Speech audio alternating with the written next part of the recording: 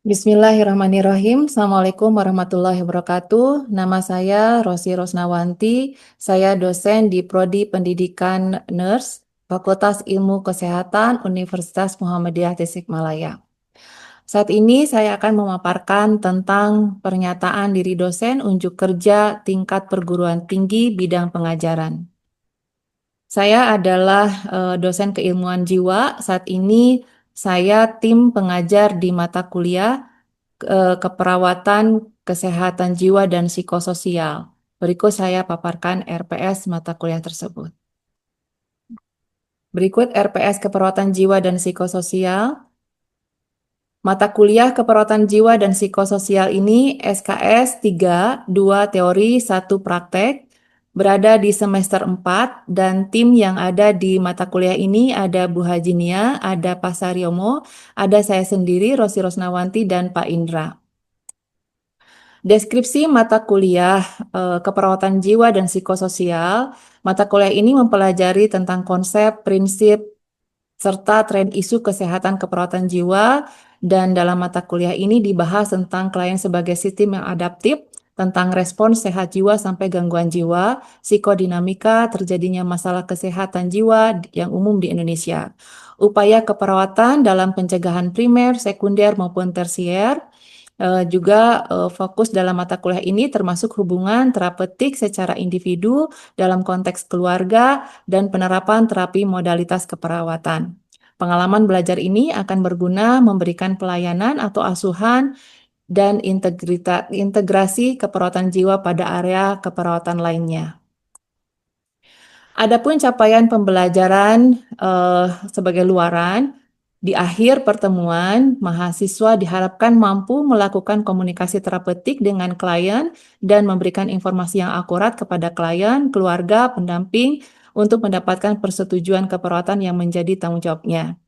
Kemudian capaian pembelajaran dari mata kuliah ini di akhir, mahasiswa diharapkan dapat melakukan simulasi asuhan keperawatan klien dengan situasi krisis dan bencana seperti ansietas, harga diri rendah situasional, ketidakberdayaan, keputusasaan, coping individu inefektif, distres spiritual, berduka disfungsional, dan kerusakan komunikasi verbal.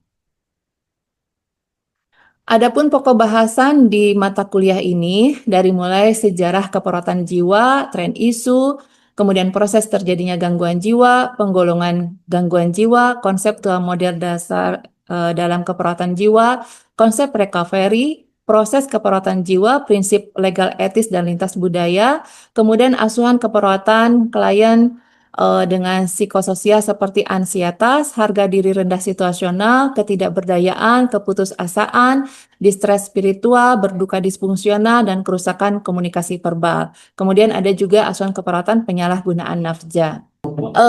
Jumlah dari pertemuan mata kuliah ini ada 16 pertemuan, 8 sebelum UTS dan 8 sebelum UAS. Dan pertemuan ke-11 sampai 16 itu adalah praktikum. Metode dari mata kuliah ini, pembelajarannya adalah problem-based learning, case studies, mode group discussion, demonstrasi, dan simulasi. Adapun medianya, ada media online seperti Zoom, Edlink, Gmat, kemudian ada juga yang offline, disediakan fasilitas LCD proyektor, whiteboard, dan seterusnya. Presentasi penilaian di mata kuliah ini ada UTS, ada penilaian UAS, tugas, makalah dan seminar, dan ujian praktek. Pustaka dalam mata kuliah keperawatan jiwa dan psikososial ada pustaka utama, ada juga pustaka penunjang atau pendukung. Pustaka utama ini ada juga yang dari hasil-hasil penelitian dari tim keperawatan jiwa ya. Asuhan keperawatan dengan pemberian terapi religius, ada juga peningkatan kemampuan caregiver. Kemudian ini hasil-hasil penelitian ini bisa sebagai penunjang di mahasiswa ketika mengerjakan tugas ya. Kemudian digunakan sebagai referensinya. Kemudian ada juga dari buku-buku referensi lain seperti Budi Anak Kliat, kemudian ada juga dari Nur Halimah dan juga PPNI untuk standar luarannya. Baik, itu yang bisa saya sampaikan tentang RPS mata kuliah keperawatan jiwa dan psikososial. Dan pada saat ini saya akan mensimulasikan untuk pertemuan ke-11, yaitu praktikum komunikasi terapeutik pada klien dengan ansietas. Terima kasih. Wassalamualaikum warahmatullahi wabarakatuh. Bismillahirrahmanirrahim. Assalamualaikum warahmatullahi wabarakatuh. Waalaikumsalam warahmatullahi wabarakatuh. Baik anak-anak, sesuai dengan RPS yang sudah Ibu jelaskan terdahulu ya, bahwa hari ini adalah pertemuan kita yang ke-11, yaitu praktikum ya.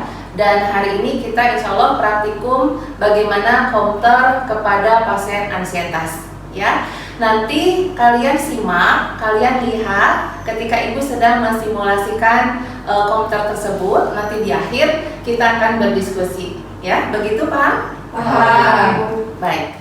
Assalamualaikum Bu, selamat siang. Waalaikumsalam, selamat siang.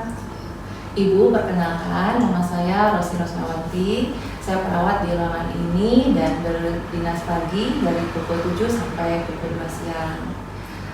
Apakah ini dengan Ibu Nita? Iya, betul, Sus. Ya, Ibu, boleh saya duduk di sini? Ya, boleh, Sus. Ya. Ibu boleh ceritakan pada saya bagaimana perasaan Ibu siang ini? Saya lihat Ibu tampak gelisah. Iya, Sus. Saya itu merasa takut karena besok saya akan kemoterapi, jadi saya merasa cemas, Sus. Oh, ya, baik Ibu. Saya mengerti perasaan Ibu, saya paham. Ibu, maukah Ibu bercakap-cakap dengan saya? Iya, mau, Sus. Ya, baik. Saya akan menjelaskan bagaimana mengurangi rasa kecemasan Ibu ya Bu. Ibu bersedia? Iya, bersedia, Sus. Ibu mau di mana tempatnya? Di sini saja, Sus. Berapa lama? Kalau 15 menit cukup, Sus. Iya, baik Ibu. Oke, Ibu, saya tanya terlebih dahulu. Jika Ibu sedang kecemasan seperti ini, biasanya apa yang Ibu lakukan? Saya tidak tahu cara untuk mengurangi rasa cemas saya, Sus. Biasanya apakah tidur makan terganggu? Iya, betul. Oke, baik. Saya akan ajarkan bagaimana mengurangi rasa kecemasan dengan teknik napas dalam dan hipnosis 5 jari. Ibu bersedia? Iya, bersedia, Sus. Baik. Ibu, saya akan peragakan dulu, nanti Ibu lihat ya. Iya, Sus. Untuk latihan napas dalam, Ibu nanti posisikan senyaman mungkin dulu. Kemudian Ibu tarik napas, ya, ditarik melalui hidung, kemudian tahan dalam hitungan 3. 1, 2, 3, Ibu hembuskan lagi melalui mulut. Seperti itu Ibu. Iya, Sus. Ya, itu lagi, kemudian 1, 2, 3, lepaskan. Nah, itu terus dulu ya, 3 kali, 4 kali, itu sesuai dengan kebutuhan Ibu. Ibu mengerti? Iya, Sus. Baik. Nah, sekarang untuk yang hipnosis 5 jari. Boleh Ibu lihat ya. Oh, yang kanan kiri boleh ya, yang mana saja. Nah, seperti ini Ibu lihat. Kita dekatkan Ibu jari dengan jari telunjuk. Kemudian Ibu boleh Ibu pejamkan mata, Ibu sambil bersandar, Ibu sambil duduk, itu bagaimana nyamannya Ibu.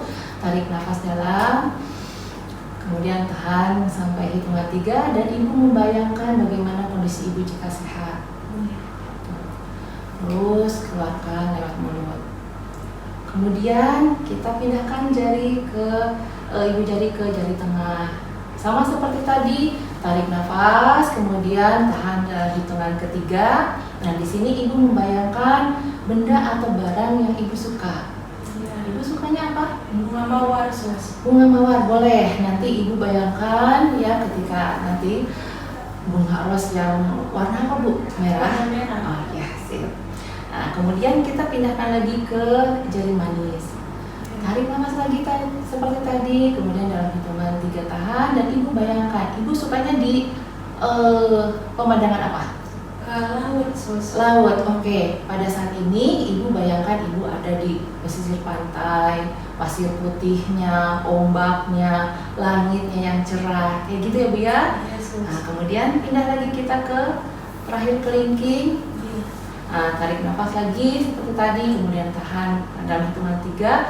Di sini ibu bayangkan ibu mendapatkan kado yang spesial, hadiah atau apapun itu yang menyenangkan, ya. Nah, Sus. ibu paham? Paham, Sus. Kita coba ya. Ya. Baik. Oke. Nah, nanti ibu tarik nafas dalam ya. Iya, Sus. Dekatkan. Ya, siap Bu. Ibu bayangkan kondisi sehat ibu. Ya, keluarkan, pindahkan ke dari tengah. Ibu bayangkan ibu melihat benda atau barang yang ibu suka, bunga ros merah. Ya, keluarkan. Silakan pindah lagi. Tarik nafas lagi. Ibu bayangkan di pantai, ombak, pasir putih. Ya, keluarkan. Pindah lagi Bu. Ibu bayangkan mendapatkan kado, hadiah spesial. Seperti itu, ibu pintar sekali ya. Seperti itu, ibu bisa melakukannya kapanpun ibu mau ya. Apa pagi, siang atau menjelang tidur boleh. Ya. Baik, ibu. Setelah tadi kita bercakap-cakap, setelah saya ajarkan tadi, bagaimana perasaan ibu? Menjadi rileks, saya menjadi tenang. Jadi saya mengetahui cara untuk mengatasi kecemasan saya. Ya, baik. Syukurlah jika begitu ya. Ibu kapanpun entah itu nanti pas mau kemoterapi, boleh ibu menarik nafas dulu ya, tahan sampai hitungan 3, kemudian relax gitu ya, sambil membayangkan seperti tadi. Ya, sebelum saya pamit, bolehkah ibu mengulang lagi apa yang saya ajarkan? Silahkan. Ya, tarik nafas. Ini di ya, bayangkan ibu kondisi sehat, aktivitas. Ya, bayangkan benda yang ibu suka warna merah. Iya, tarik nafas lagi. Bayangkan ibu di pantai. Ya, iya, bayangkan ibu dapat kado nih. Oke. Terima kasih ibu, pintar ya. Oke, ibu bolehkah saya besok ketemu lagi dengan ibu? Boleh, Sus. Mau di mana Bu? Di sini saja. Di sini jam berapa Bu? Jam 11. Jam 11 boleh.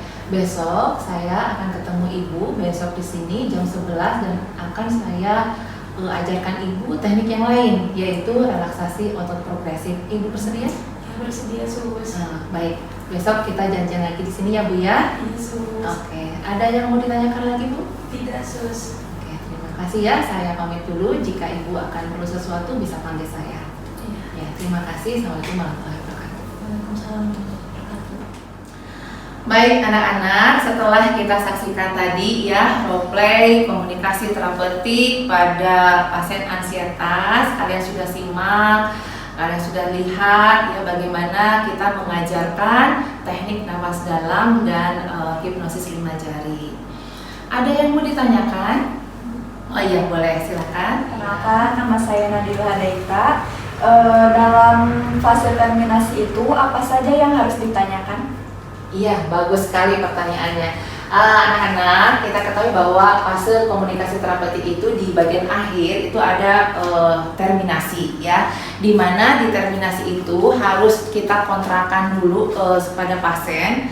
Tentu kebersediaannya dia ya, bersedia ketemu kita lagi, kemudian jam atau waktu, kemudian tempat.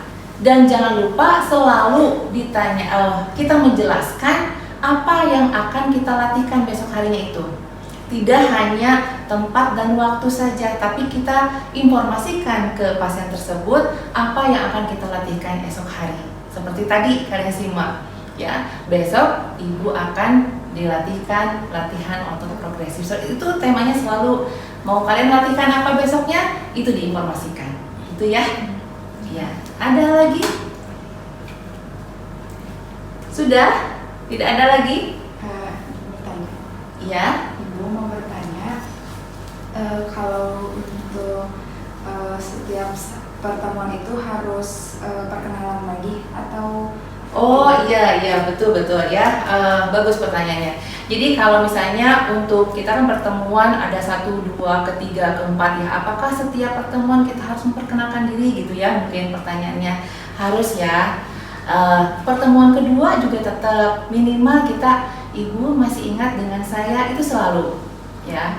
Dan itu karena apa? Itu adalah untuk membina hubungan trust antara kita dan pasien, seperti itu ya. Jadi upaya yang kita lakukan adalah selalu mengingatkan dia tentang nama kita yang mengingatkan, Ibu apakah Ibu dengan Ibu siapa namanya? Bisa Nadila dengan Ibu siapa, kayak gitu.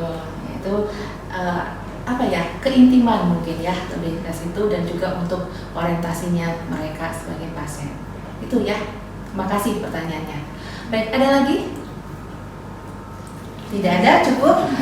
Baik, anak-anak, setelah kita tadi ada beberapa yang kita diskusikan, maka sekarang kalian silahkan berpasangan, cari pasangannya masing-masing, dan kita akan berlatih ya, seperti yang tadi sudah Ibu peragakan. Ya, baik. Terima kasih. Assalamualaikum warahmatullahi wabarakatuh. Waalaikumsalam warahmatullahi wabarakatuh.